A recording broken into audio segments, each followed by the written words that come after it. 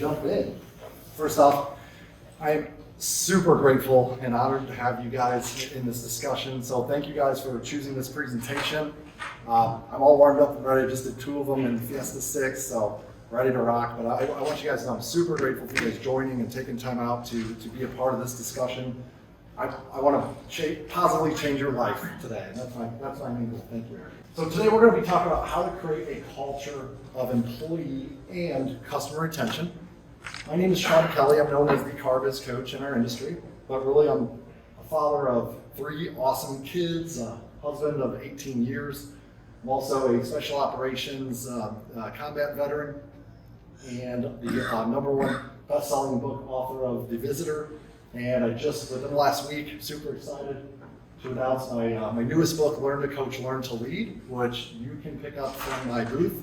All I have to do is schedule a free coaching conversation with someone from my team, and I'll give you an autographed copy if you come buy my book. That being said, most importantly, why I'm here today is I'm the CEO of the premier coaching practice in the automotive business. We help automotive leaders achieve great results through their people and technology with a very unique approach to people development.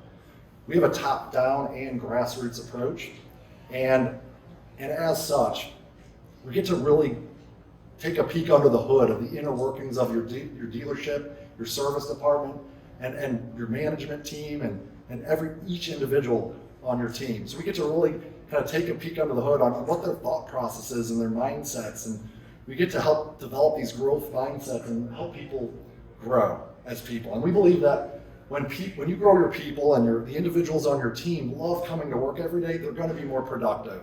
They're going to be more successful. They're going to stay with your company longer.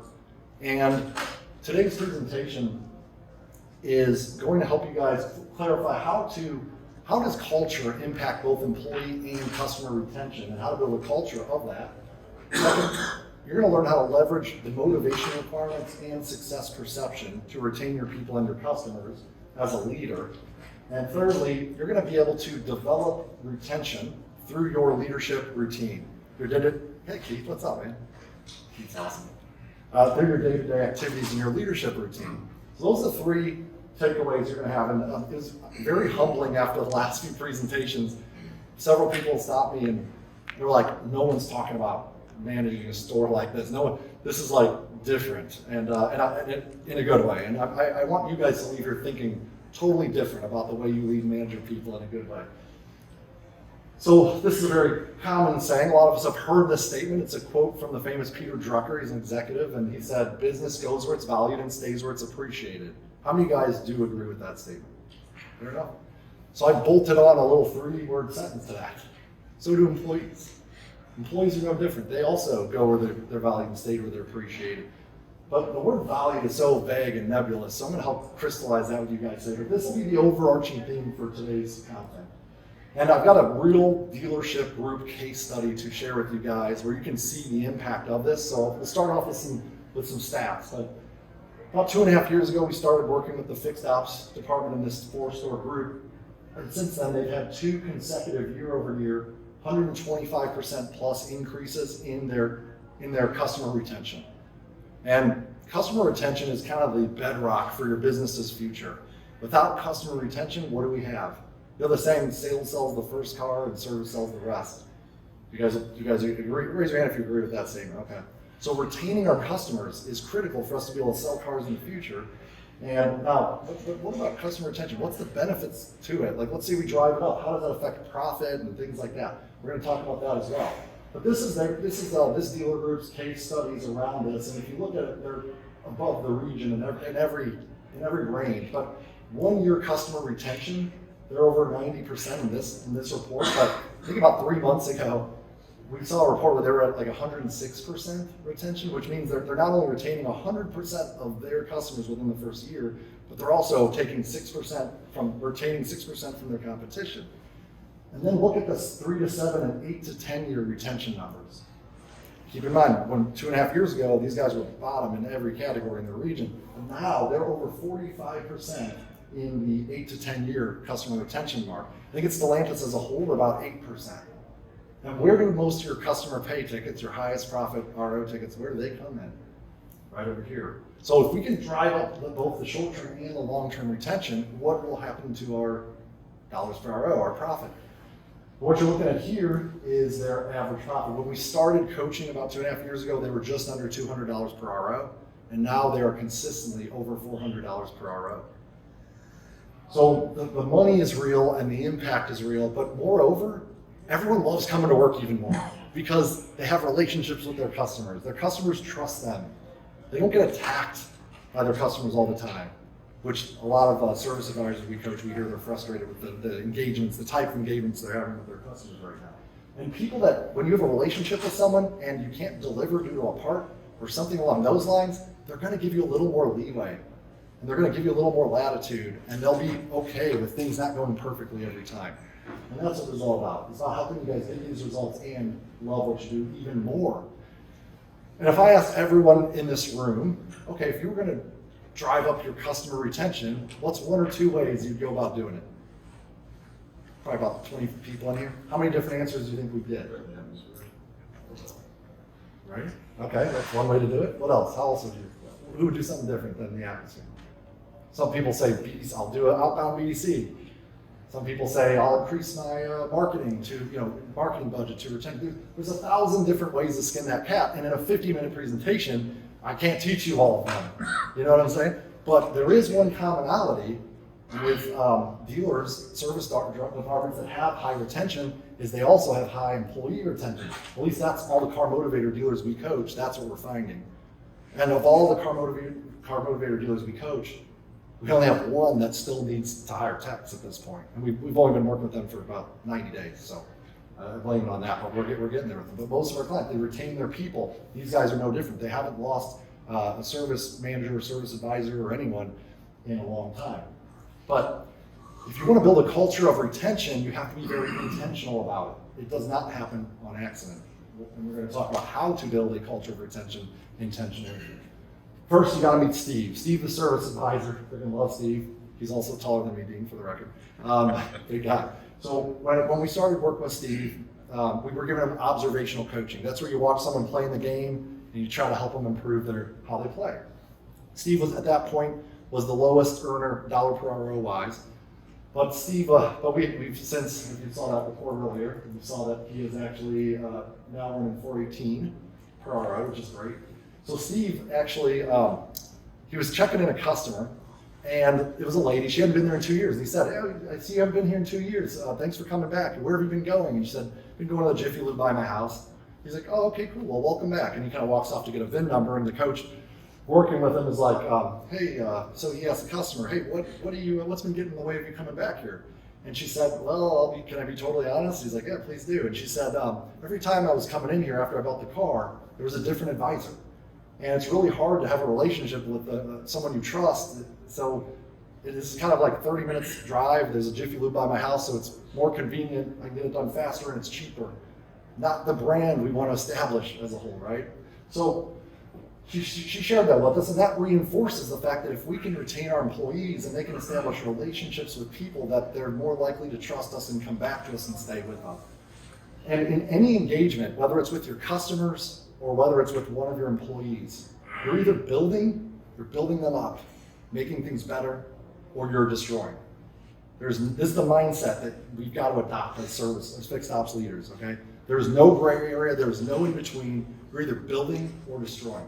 Case in point, when she came in 2 years ago, 3 years ago, whatever it was, and she had an undertrained service advisor, and then dealing with an undertrained technician, what was the experience like for her? Someone she didn't know or trust or whatever.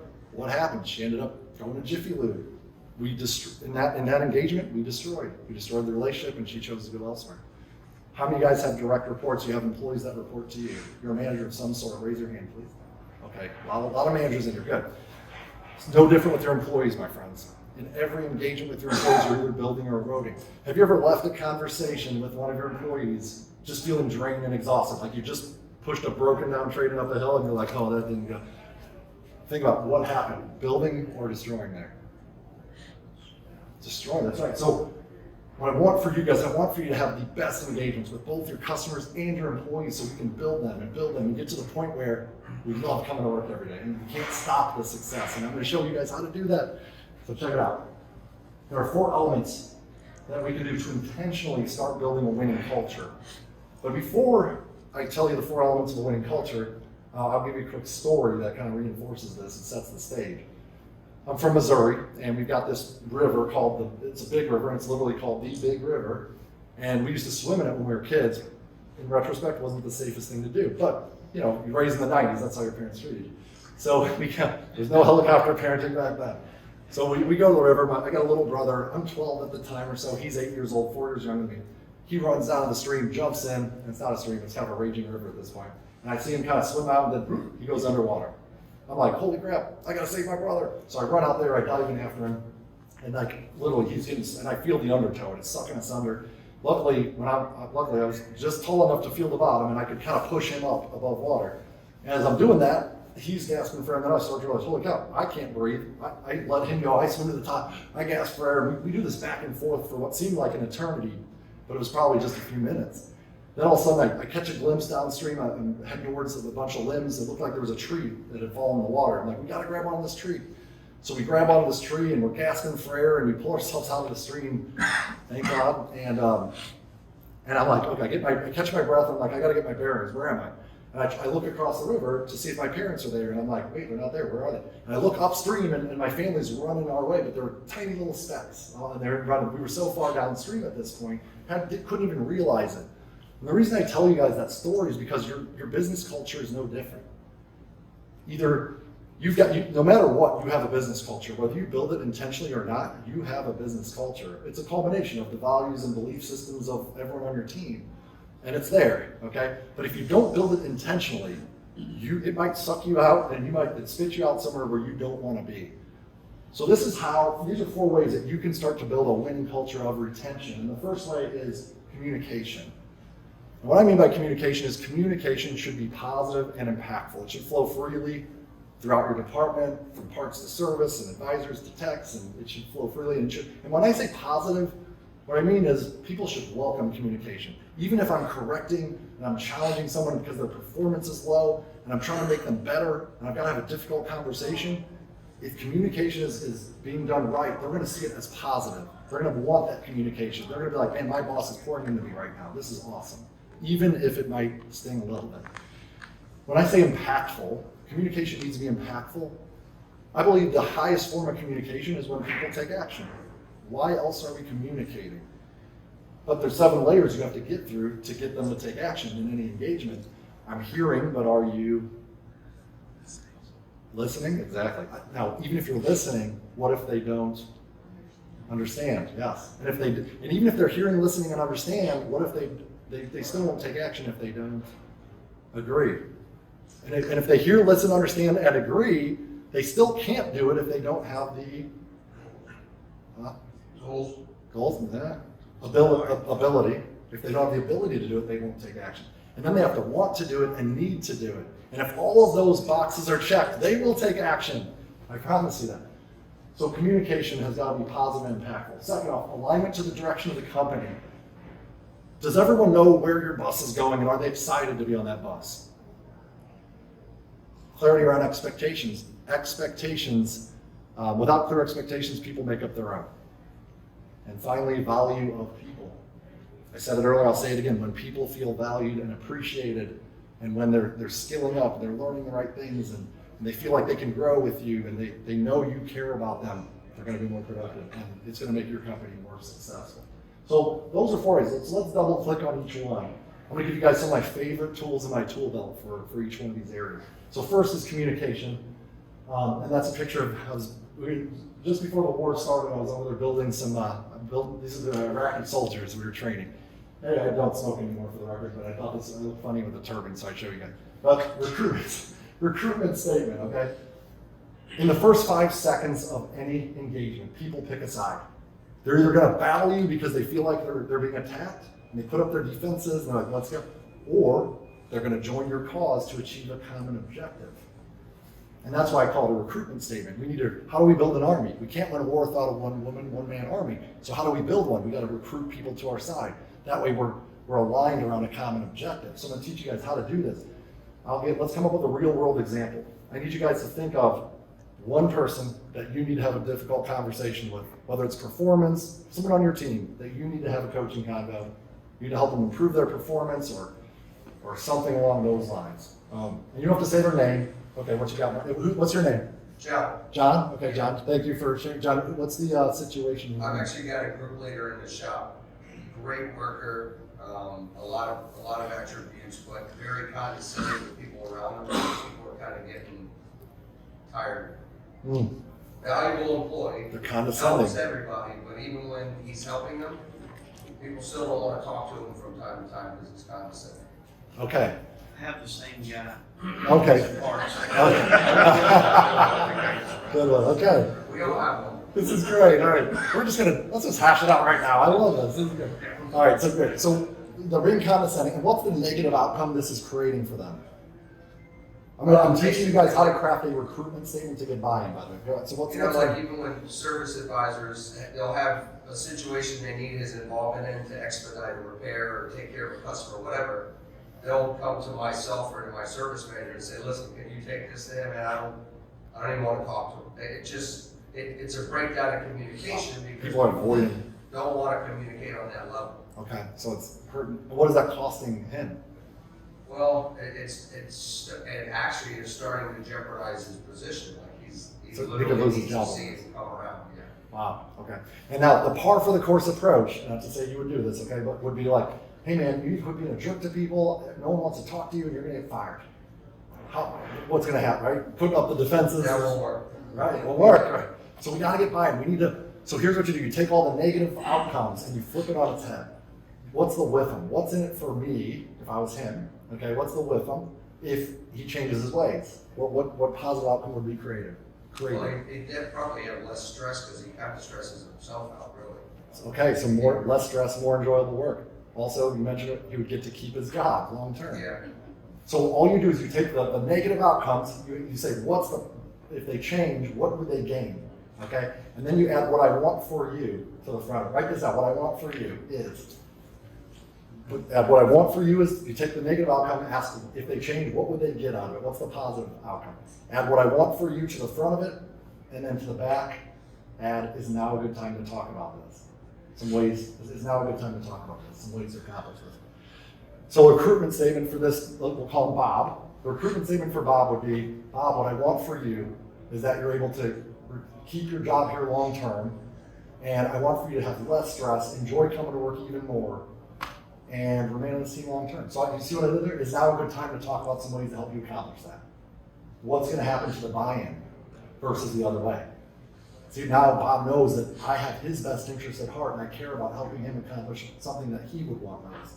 And now he's like, let's talk about it. And those difficult conversations, because you give them the gift of your positive intent, your communication becomes more direct and positive and impactful. And he's aligned. So now you get listening right out of the gate. Then you start asking some coaching questions, but we don't have time to get into the weeds of how to do that. But this is how you get buy-in around any conversation and make more positive, impactful communication. Second, let's talk about alignment to the direction of the company. So, as it relates to the direction of the company, what most people do, and I've been guilty of this at times too. I come to work, I start doing activities, I got fires to put out, I'm running around like a chicken with my head cut off, I'm doing stuff, and then practice makes permanent.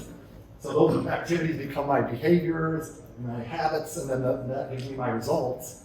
And then my results take me to my destination. It would kind of be like doing business this way. It's kind of like if you were going to go on vacation, you decide to go on vacation, like let's just get in our car and start driving and see if we end up somewhere cool.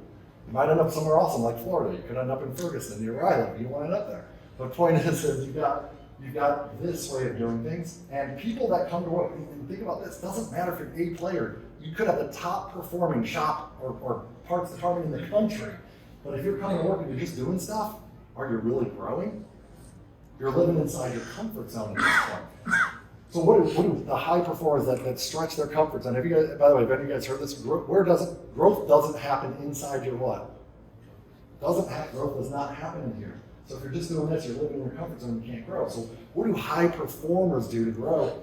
They are going to say, hey, here's the destination. Here's the vision I want to create. This is how do I want my shop to look in 3 years? How many more bays are we going to need? How much more revenue are we generating? what sort of management team are we going to need to staff up in order to build this vision for success? So you crystallize your vision for success, one that you're excited about. And then you bring your team in on it, you get them involved in building this vision. And then you set goals and benchmarks to accomplishing that. And then you figure out what behaviors need to become part of the day-to-day routine for each person on the team. And then you figure out what action you need to take. And even if you're an A player and you're already kicking butt, I promise you there's a whole nother tier, because even Michael Jordan, who's an A player, had a coach on the sideline watching him play the game, challenging him to be better. So if you create this vision and you challenge your team to help to move towards that, now you're stretching your comfort zone.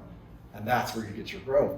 And then you take this to your employees and they start thinking, hey, I'd like to be the new extra manager. Maybe I'd like to get a promotion. And how do people come to work when they feel like there's a chance that they can move up in their company and get a promotion? Yesterday, I've been having amazing conversations with a lot of you guys in here, a lot of the area managers. Yesterday, I had 2 different service managers, and I asked them, how long have you been at your dealership, and how'd you end up there, and stuff like that. 2 in a row told me, well, I actually was a service advisor, but I was stuck in my career and I couldn't move up, and I ended up, seeing a job ad for a service manager online and going there instead. And so now that's how I became a service manager. And I asked them both the same question. If you could, if at your last job you felt like you could move up, if you were being developed, and would you have stayed there? And guess what they both told me? Yeah, I would have. Yes, absolutely. So create that vision and figure out where everyone on your team, how they want to fit into that vision. And this is the car motivators company car. I'm just kidding, not. But the reason I have this creeper van here is because as it relates to clarity on expectations, when people don't have clear expectations, they're going to make up their own.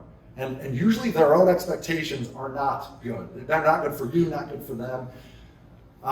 In talking to a lot of the area managers, and I'm absolutely honored to be able to coach a lot of the area managers in some of the business centers, and we have some phenomenal coaching conversations. And I've heard several recently tell me that I'm like, what's your biggest challenge we should coach on? And they're like, turnover. I'm like, turnover at what level? And they're like, turnover at the service manager level. There's a ton of service manager turnover. And I'm like, what's causing it? And we start kind of figuring out all the reasons that the turnover is coming from. And they're like, well, it's a lot of times these people, they get hired on and they think, the service manager thinks they're going to get paid X amount or Y amount. And then it's a whole different picture. And they think their schedule looks like this, and then it's different. And they think their job responsibilities are this, and they're different. And they don't know. And if people don't have clear expectations, they make up their own, and they're usually not good. And as a result, then the owner's expectations aren't met, the service manager's expectations aren't met, and guess what's going to happen? We're going to shake hands and part ways, hopefully as friends. So how can people win the game if they don't know the rules?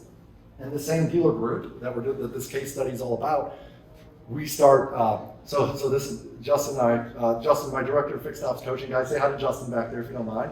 The handsome fellow right there. So Justin, he kind of snores at night. We've been sharing her the last couple of days. And he didn't okay sleep. We did have a 3:16 a.m. fire alarm go off too last night, so that made for an interesting night. So, but I'm caffeinated and ready to crush it, as you guys can see. But Justin and I are coaching with this dealer, and the dealer principal of this group says, Sean, I'm gonna have to fire my service director, and it breaks my heart. I was like, why does it break your heart? He goes, because he's been super loyal to me for years. I wish I could return that to him. He goes, why do you have to fire him, man? He's like, because he's not getting it done. Like every time I go to the 20 group, we're on the wrong side of the page. And then I go, well, what do you do? How do you try to address it? Because I go to him and I tell him we're on the wrong side of the page, and he starts making all these excuses, and he tells me why he can't do it. And it's really frustrating to me. I leave there feeling like, and I get mad at him, and I leave there feeling like I just pushed a broken down train up a hill. Okay, so I'm like, what have you tried? And we go through the list, and then I say, what haven't you tried? He goes, you know what? I haven't tried to have you guys coach him yet. Let's give him some coaching. So we start giving him some coaching. And this is a skilled, tenured service director. He's been educated, he's been to schools, he's been trained, he's proven that he can get the job done in other cases, but he's just not here. And he's got his own challenges, right? He's got a 3 OEM service drive that he has to deal with. That creates some unique challenges. We start coaching with him, and it was amazing, the jaw drop moment. So Justin and the service director come to the meeting with me and the dealer principal, and the service director's like, boss, I gotta apologize to you. He's like, why? He goes, I've been telling you 300 was it, and we did this capacity assessment to figure out what he can actually accomplish. And so I've been telling you 300 is it, well, I think we can do 600. And the dealer like, what, 600? And he's excited and like doesn't understand. How did you go from like 300 zip to this? And he's like, Justin helped me figure out where I was missing. Guys, we all have blind spots. We all have things in our blind spot. And that's why it's great to have a coach on the sideline watching you play the game and helping you find these things out.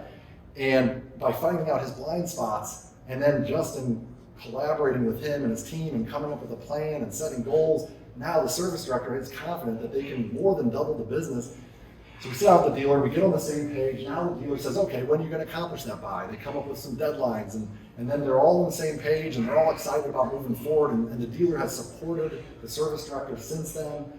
And it's been amazing. And they've literally, and we still have some work to do, but just in the last 18 months, we're talking a $225,000 gross increase per month for a $1,500 per month investment in coaching. Since January of this year.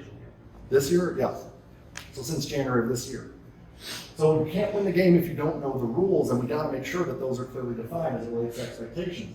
And these success stories and Justin's relationship with some of the business center managers, that's Mike reported there, some of you guys may know him, we started doing fixed ops capacity workshops in the Midwest Business Center, and that has led to a ton of growth in some of the Stellantis dealers there. Actually, several have come up to us at this conference and said, man, when I went back there, I changed my schedule to 410s, and it's had a huge increase in our capacity. And because we want to help, we want for you guys to be able to service and keep your customers and retain them. So there's a future, a bright future for us all in the car business. So we want to do these in the rest of the regions. And if you're interested in that, just put a bug in your area manager's ear. And I'll let them know, be like, hey, can we do some of those capacity workshops? And we'll spend a day with you. They're interactive. We build a whole plan throughout the whole day. It's really fun and everyone loves it.